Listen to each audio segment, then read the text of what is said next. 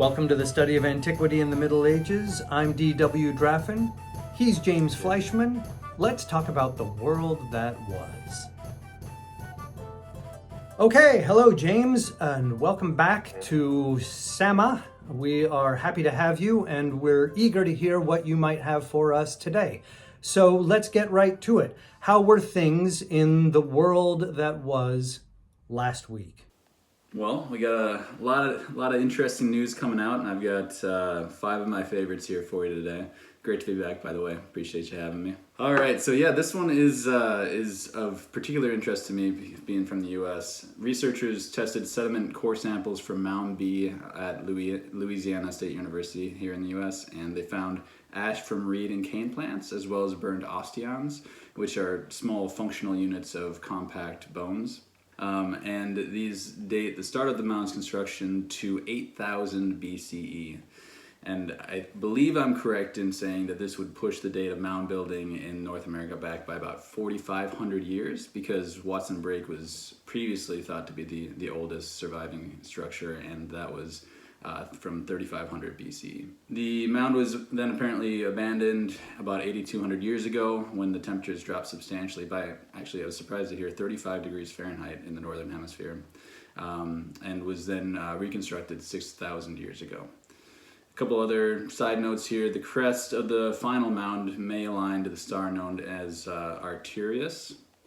And the plants that I mentioned before were likely burned ceremonially and possibly for animal cremations. I think one thing to note here is that a huge number of the mounds in North America have been plowed or otherwise destroyed over the years. I've heard as high as 90%. So there's a lot of holes in this data set, and I think it's important to remember this is the oldest surviving structure that we know of, and not maybe necessarily the oldest structure that was created. Here in the San Francisco area, we have mounds like they do in Florida that are made of huge piles of mussel shells and oyster shells from the bays and estuaries that people hunted, collected, ate, and then tossed the shells in single places, and here they still exist thousands of years later. Do we know the composition of these mounds? I know that Cahokia and others were actually dirt and earth, and more like structures, if not religious temples or other buildings of significance. Do they have any of those details? I believe that it was more like the structures that you have in my neck of the woods here, which so generally like soil, but they do find other remnants of ceramics and that type of thing. Am I correct then in assuming that the mounds that you're talking about were maybe like middens that were then kind of filled over, or what were those? Yes. Yeah. Okay. Yeah. No, I think these were, more, we have no idea what they were actually used for. The alignments definitely point to there being some kind of ceremonial purposes, and I think it's also known that they were like meeting points for cultures to kind of, and different kind of nations to come together. But I remember traveling the first time in Europe don't know exactly as a teenager, what the composition is, but I do and know going that to a it's cathedral. primarily soil. This one was in Some other Munich remnants like these, for the very first the time, ashes that they found. and seeing these columns of pink marble soaring overhead 100 feet. And I was actually following a friend of mine whose college choir was touring different cathedrals, and they were up in the nave singing something holy, and there was a priest in the distance doing a high mass, so his back was to us. He was chanting in Latin, and these unearthly voices just echoing through the cathedral. And I thought to myself, okay, I'm a 17th century peasant. Here I am, I've been working in the mud for a full solid month.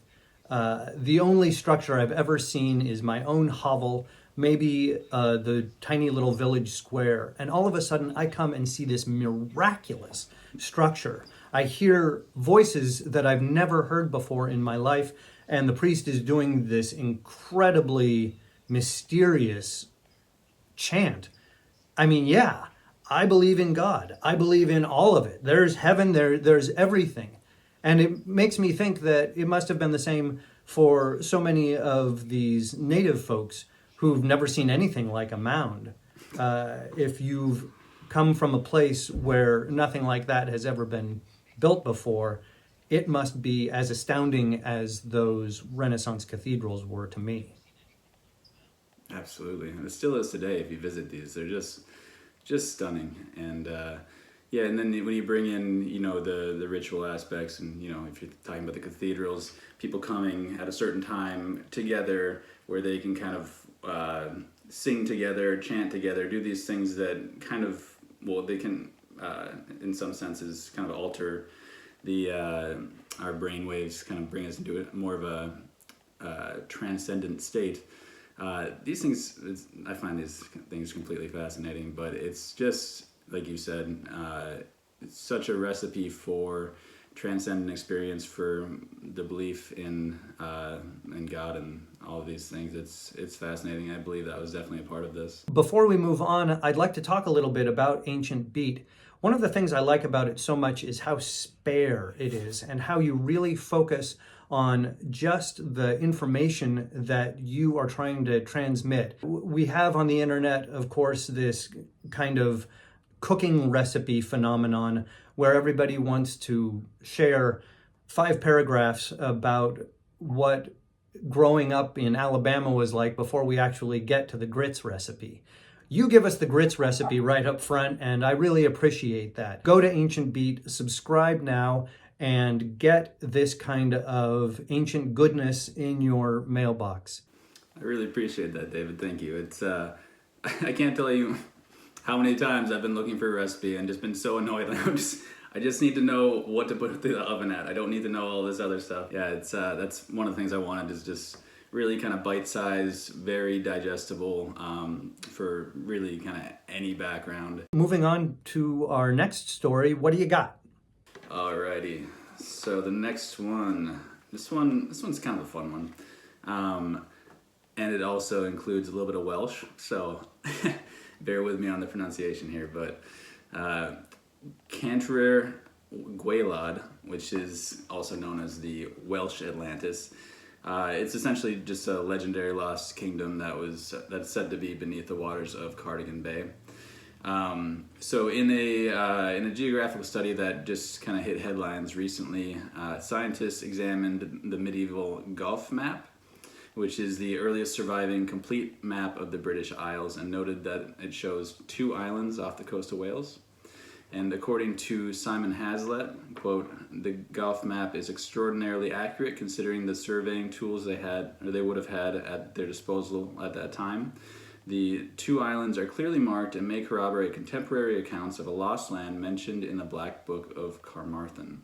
Now, the Black Book of Carmarthen was written in roughly 1250 CE, which is about 30 years before the Gulf map was created, and it contains the first known mention of Cantre'r Gwaelod.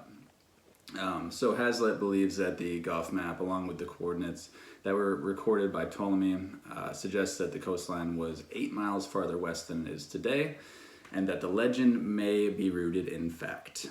The coastlines are always changing, and it seems that we have 100 candidates for Atlantis all over the world. When we're talking about Atlantis in the Platonic sense, that we may actually be talking about a flooded area and flooded kingdoms that repeat all over the world. We don't have a single Atlantis lost somewhere in the Atlantic Ocean or in the Mediterranean. We may have 100 or 200 where this happened again and again as sea levels changed. Yeah, I think you're right on. There's so many stories about this all over the world, and as we know, the sea levels and the coastlines are changing all the time. So yeah, the date, though, I should mention, was just that's when it was first mentioned or first written down. I would imagine the legend goes back quite a bit further than that. I think it's actually right off the coast of Wales again. The circle of wooden posts with like an upturned oak tree with like the roots at the top in the middle of it, which it's currently in a museum. You can see it on display, and it's just a fascinating thing that was unknown and then uncovered when the waters receded a little bit. And then, of course, the current droughts. Yeah, I feel like every week I'm covering some new thing that's been uncovered by droughts. This time there were a couple of Buddhist statues were revealed that were pretty interesting. There's also, this one's been revealed a couple of times with drought, but in Spain there's a circle of standing stones, which was also revealed this year. So it's just not great that we're having all these droughts, but also can be very interesting when things like this come up. Yes, I agree. And just so you know, in my training as a voiceover actor, I learned from my teachers that there are three languages that challenge us more than any other, and they are Finnish, Hebrew, and Welsh. Moving on, what do you have for us next? All right.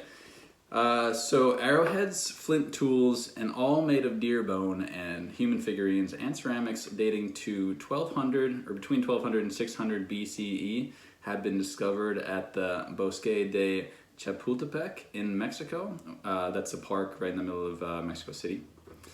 Also found was a small vessel that still contains traces of cinnabar, which is it's a form of red mercury that they use for decoration. The artifacts had been intentionally broken and exposed to fire, which is actually a thing that we see fairly frequently in the ancient world. And these are the oldest finds at the site, which actually it's doubling the known age. And it's also a little unusual for the period since it's not directly related to a burial zone.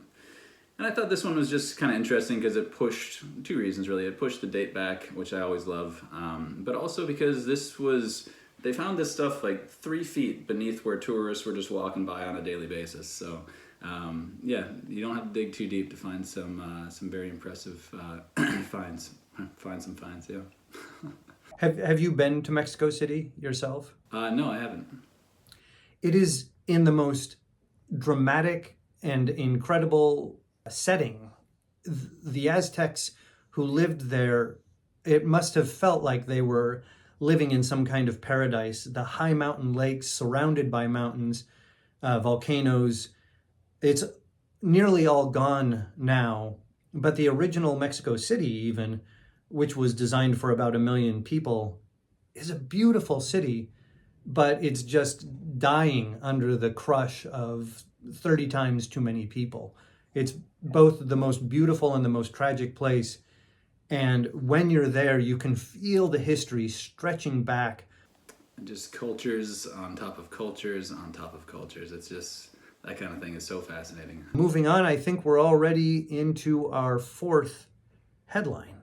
Yes, sir. Here's the fourth one. So a burial in a wooden structure, which is either a wampo, which is a small canoe, or a representation of one, has been discovered in the Patagonian region of Argentina.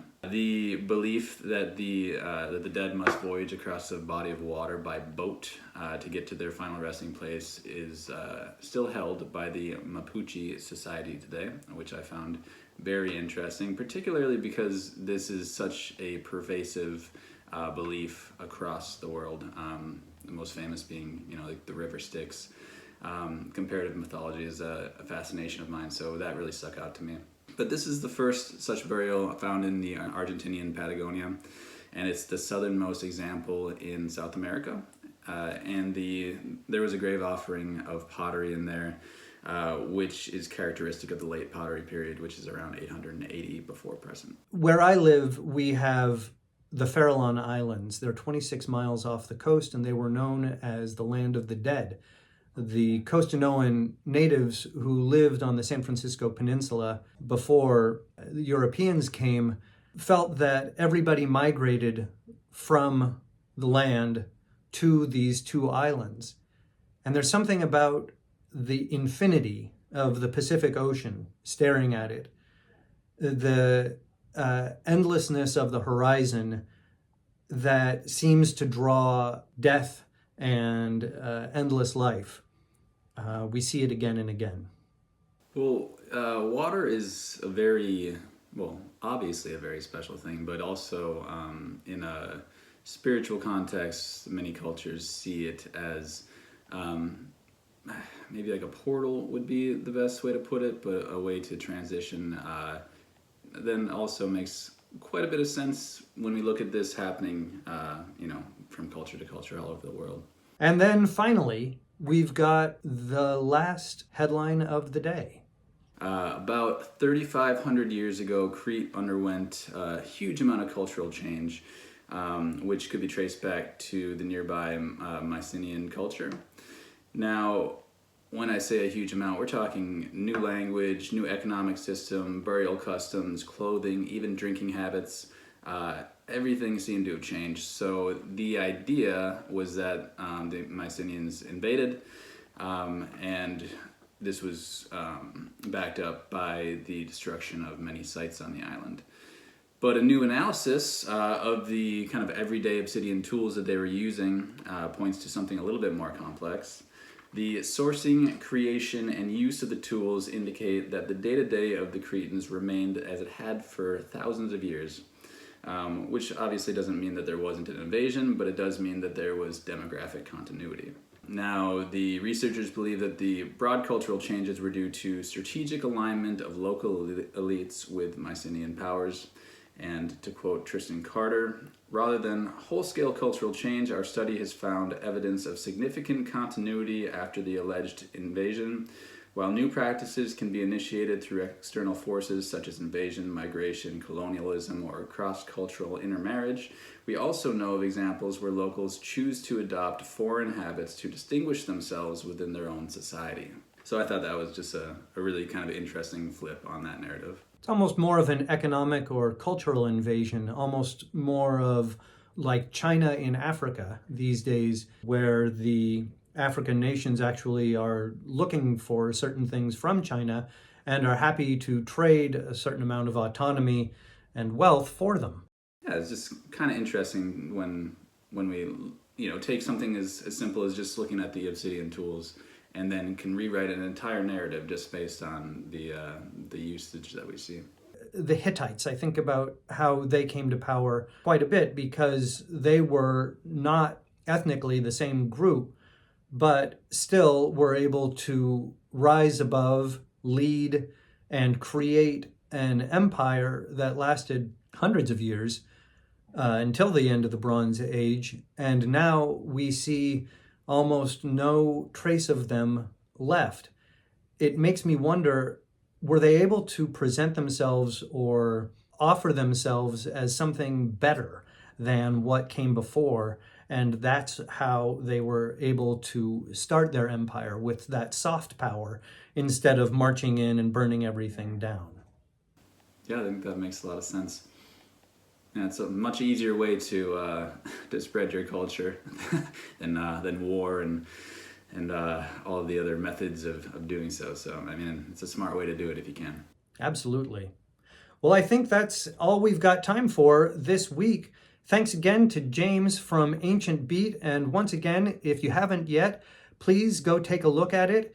There's so much happening in the world of ancient history, archaeology, and anthropology these days. And with each week that this new information comes out, our horizons spread just an inch wider, and hopefully we get a tiny bit wiser. Thanks again to James, and if there's anything you'd like to say as a farewell this week, please let us hear it. Just a huge thank you to you. I love doing this, so thanks for having me, and I look forward to keeping at it. Well, that's great. Hopefully we'll see you again then next week.